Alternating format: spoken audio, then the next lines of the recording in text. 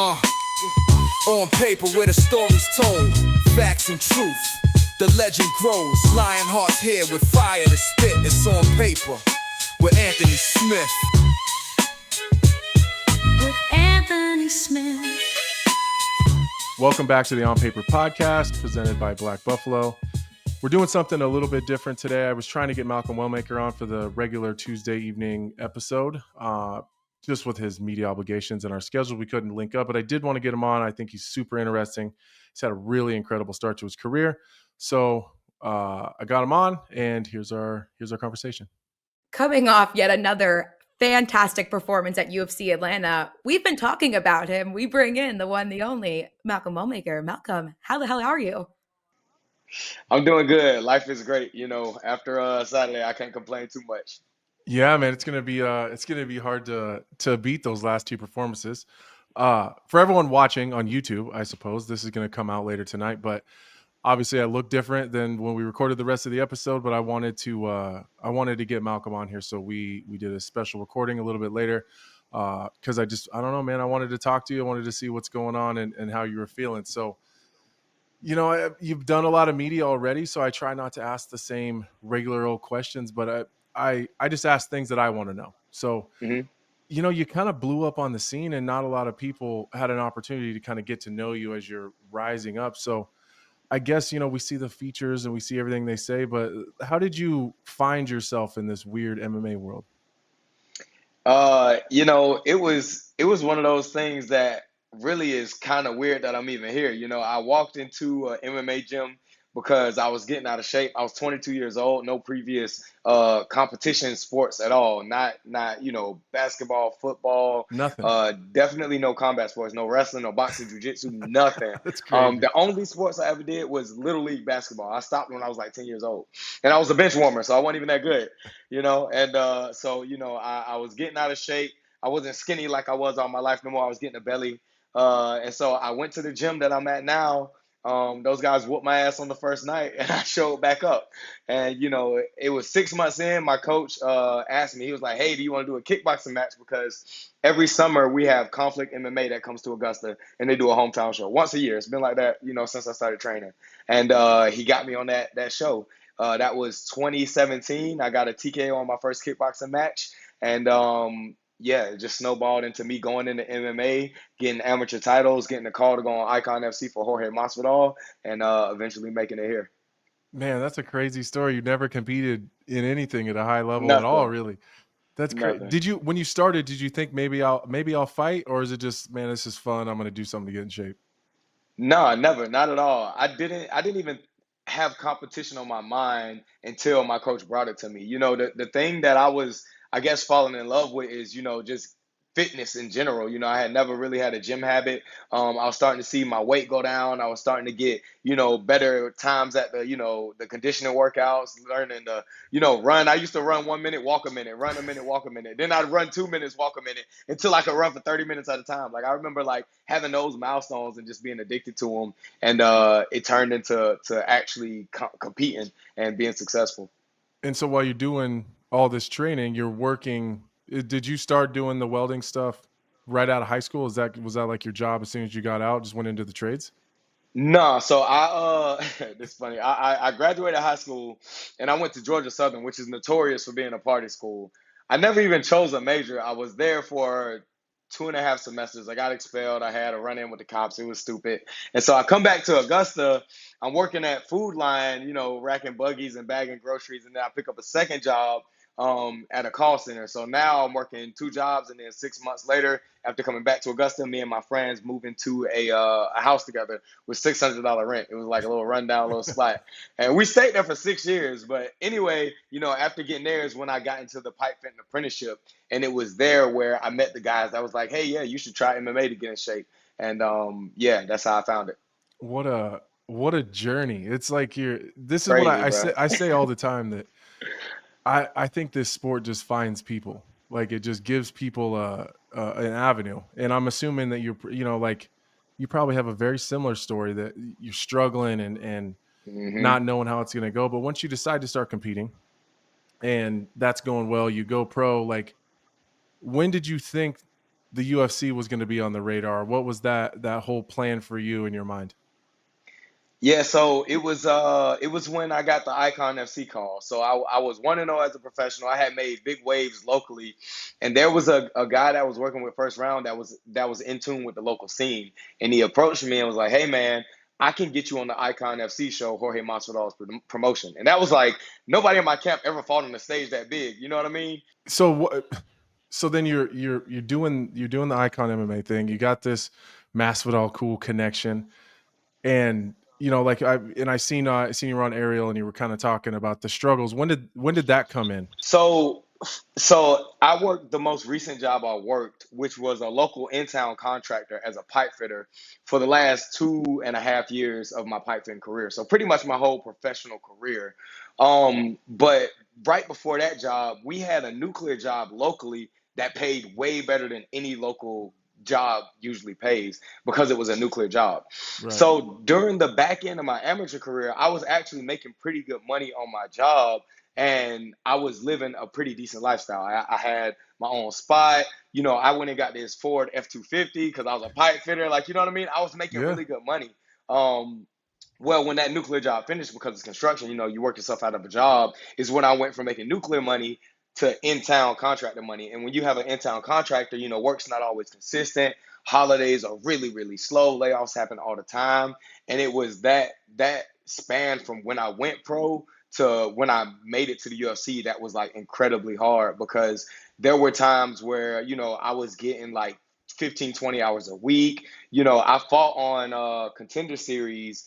I believe it was in September or August, and my vehicle, that truck I got, it got repossessed in April of that year. So months before I fought on Contender Series, my truck got repossessed. I had to borrow Pop's car, which is the gym owner, for a couple months to get another one for myself. I was 3 months behind on the mortgage because I went and bought that house, and I had to file for a partial claim. Like everything was like falling apart for me, but I was like this close. And Right. and this is crazy, but I remember when I had my pro debut, it was when I was hiring into my local job at that shop, and I had been out of work for 3 months, and I had to borrow my mortgage payment from my brother. So when I fought my local professional fight, the first $1,000 I had to give it back to my brother, and it was like I was playing catch up for 2 years straight until it all came to a head and I started losing stuff. It was hard.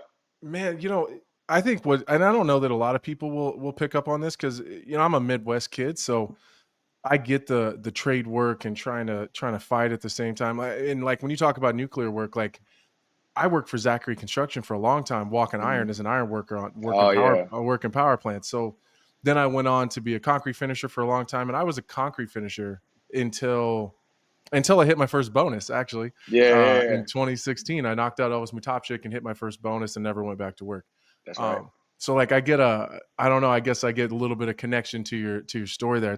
It's a fucking grind, but also the lifestyle that kind of goes with being in like big construction work isn't like a lifestyle that really connects that well with being a professional athlete. Like them dudes are on the road, they're in Yep. hotels, they're partying their Yep. asses off. It's Hmm. not a super healthy lifestyle. Like you're kind of eating like shit.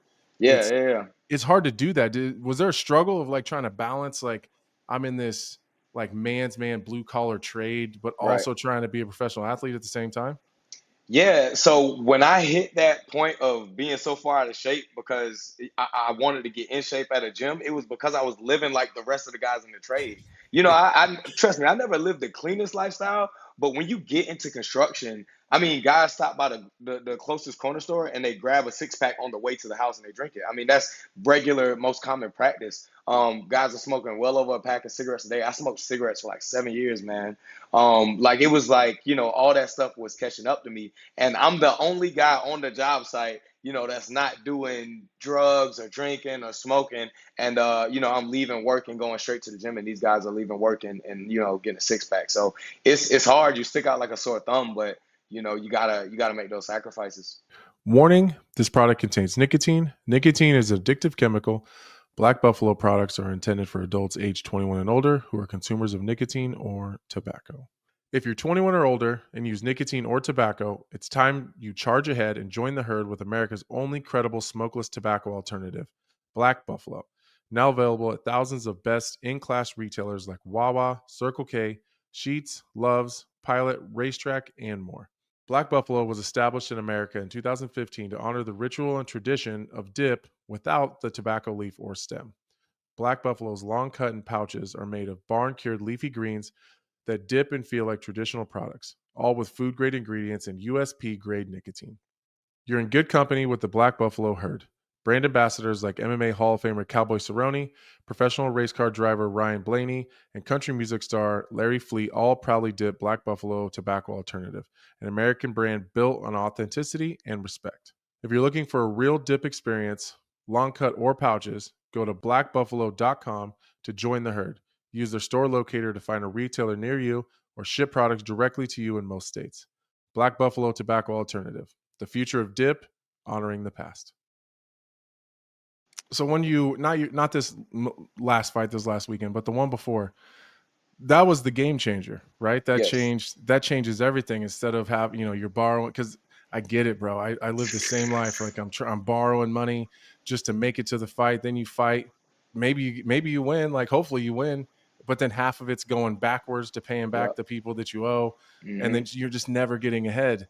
But now you're like, that first, that last fight hits, and then you pop a bonus. You got an extra 50 G's, and now you're ahead. What's that feel like? Man, I've never had this kind of money in my life. Never. I'm telling you, bro. I look at my bank account and it doesn't make sense. Like it's almost like I can't wrap my head around the type of liquid cash and financial power I have. I've never had that kind of money. Like it's like I can fix my credit finally. You know what I'm saying? I can. I don't have to. Pay bills one at a time when the money comes in off my paychecks.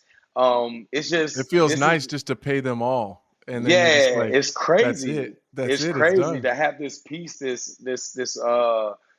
safety. Like, because in the trade, you still don't have it. You know what I mean? Eventually, that job ends. You got to find another one.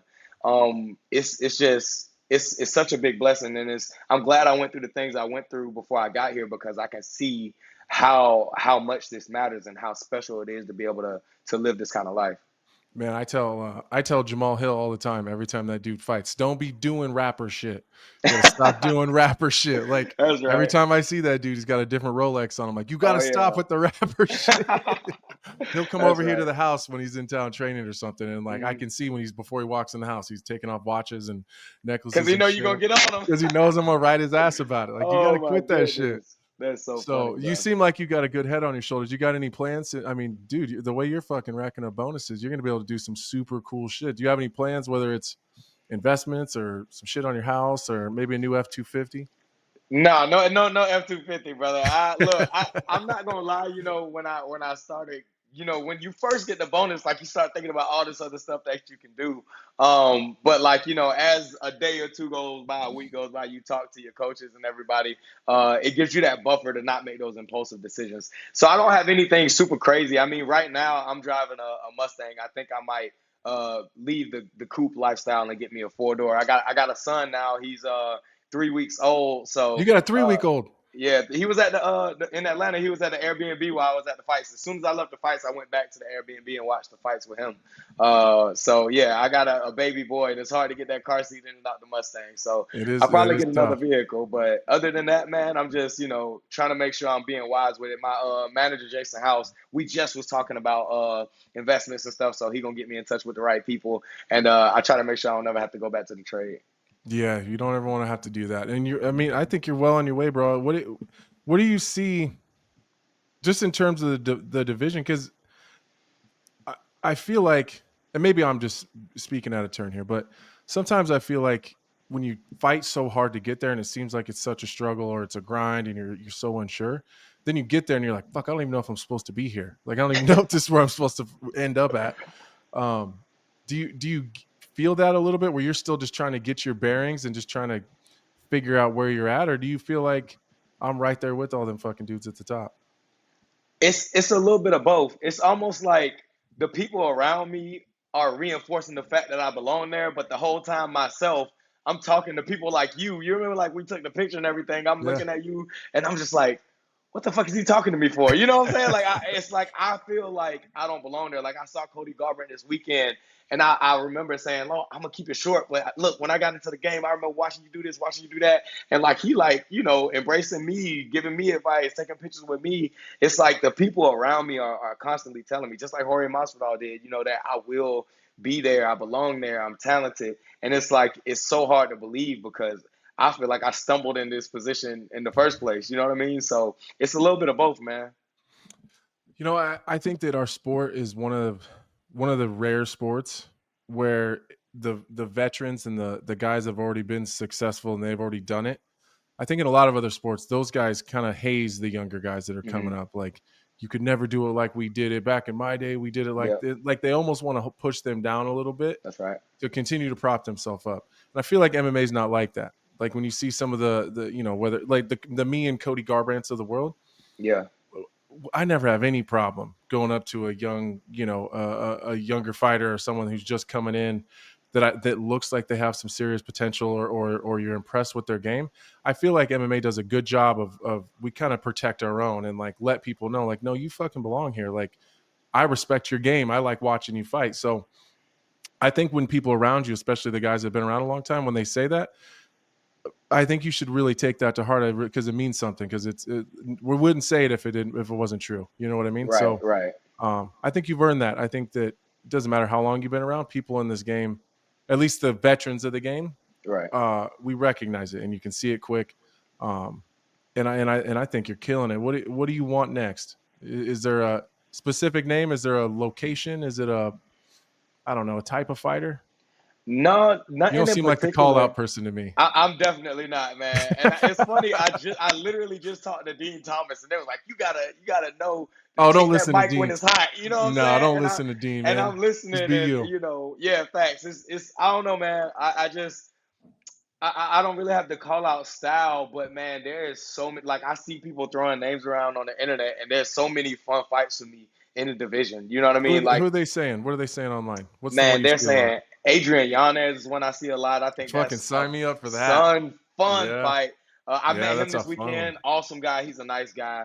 Yeah, I've seen Yanez is cool. people. I love him, man. I've seen people toss around Peyton Talbot. I think that would be a banger, bruh. I've seen people toss around Cody Garbrandt. I would never in my heart ever want to compete against him because I love him so much. But that would be a fun fight too. The farthest reach right now is Sean O'Malley, but that's because we both fought Chris Mutino. Right. But even then, like, fights like that, I would love to share the cage with somebody like him and have a striking battle and see, how his style matches up against mine. It's just so many different fights that's exciting. And I don't necessarily have one that I favor more than the other. I would like a little bit more time of having some fun striking battles before they throw me a Dagestani. You know what I'm saying? Right. Not that I don't want to climb up the ranks. Yeah. Like, come on, brother. Like, let's Yeah. have Give some me a fun. Let's rack minute. up some more bonuses. That's kind of how I'm feeling right now. And don't get me wrong, I'm preparing for that in the future, no doubt. I got my wrestling coaches and jiu-jitsu coaches. We're doing private sessions now. I know that that's on the radar. But I'm enjoying the fun matchup. So hopefully something fun and hopefully something soon. I've got no damage, and I'm enjoying being active right now. So as soon as a good opportunity comes across, I would love to compete within the next couple or few months again. But okay, I said that was the last question. I got one more. No, you good. I'm enjoying it. Come on, man. The finish. So like a guy that was around way back in the day, Chris Camozzi, guy that he's the bare knuckle 205 champion. Mhm. I trained with Camozzi for a long time. He's the only person that I see consistently hit that, like, throw the kick, raise it, and step through with the hook. Right. I don't know that I've ever seen anyone hit it as clean as you hit it in that fight, but Camozzi and like Dustin Jacoby does it a lot too. Mm-hmm. But it's crazy, like, listening to you talk now, how you like stumbled into the game. You never really competed. You weren't like a lifelong martial artist, Mm-hmm. but like just striking at such a high fucking level I guess my question is, does the striking seem to come easier for you, or is it the grappling and wrestling? Like, which one do you enjoy more, I guess, is the question. It's striking, bro. Look, I'm not gonna say I hate, wrestling and grappling, but get off me, you know what I'm saying? I don't really. That's not what I was drawn towards naturally. Like, when I first got into the fight game, it was when Conor McGregor was taking over the world, and so I fell in love with his style, the whole striker style was what I was pursuing. But I also like fell in love with boxing. Like I watched so much Floyd, I watched so much Canelo, like I watched so much boxing. I went back and like studied these guys, and like there was this phase in my life of like 2 years straight where I watched nothing but fighting. I watched nothing but old boxing matches, the current boxing matches, the current MMA fights. I would go to sleep rewatching fights over and over and over. And I was like obsessed with learning to move like these guys. And I think like that's just what happened. Like I had this ability to love and be passionate about watching my favorite fighters, and I learned to move like them. And it just translated into the higher levels. I really, really, really, I love striking, man. I really do. Man, well, it's impressive, man, how high your fight IQ already is. Thank you, man. 10 fights in pretty early in your career. Just the body attacks, the footwork, the movement. You're clearly really well coached, and your coaches are doing a fantastic job. So, all right, man. Well, I'm gonna let you get out of here. I appreciate you taking some extra time for me and jumping on here. And hopefully, when you get your next fight lined up, let's jump on here again and we can nerd out and kind of dig into the X's and the O's.